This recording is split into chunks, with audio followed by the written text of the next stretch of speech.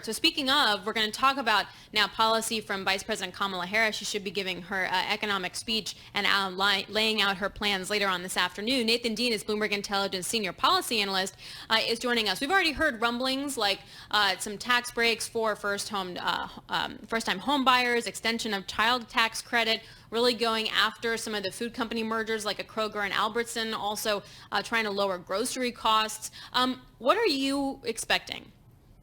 Yeah, so I think this speech is going to be fairly light on details. Like you mentioned, there's going to be certain calls in the tax break, $25,000 tax incentive for first-time home buyers. We're anticipating language about stopping price gouging at grocery stores. But what we should say here is that when you hear this speech, the question you should be asking is, okay, how is this plan going to come to fruition?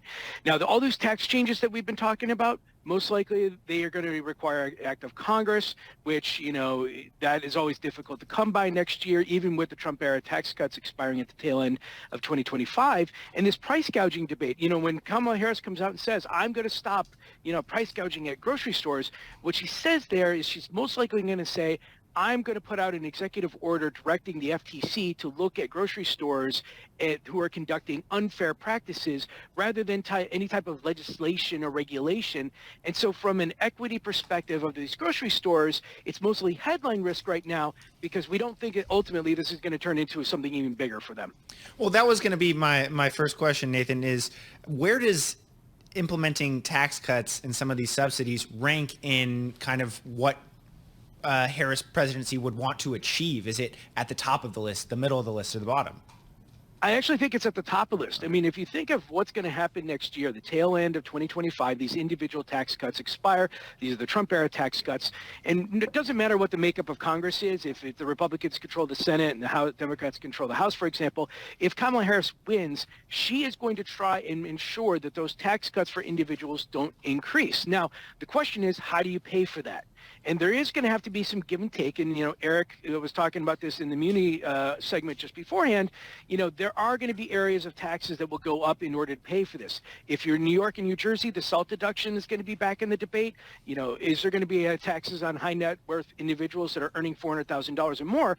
But if you think of legislative priorities for 2025, tax reform is probably the highest, no matter if President Trump wins or if Kamala Harris wins. Do you see the market moving at all on this, like high tax companies, low tax companies, and movement when President Trump was in the lead now versus Vice President Kamala Harris that looks to be closing that gap, if not inching?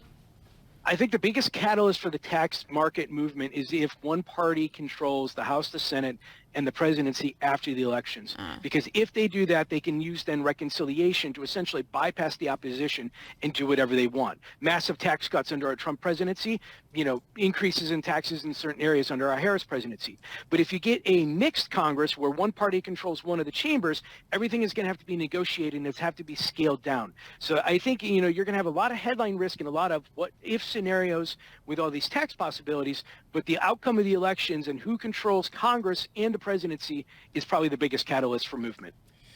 Are we expecting a kind of divide between Harris and Trump, just given that Trump spoke yesterday and had a bunch of groceries behind him talking about inflation?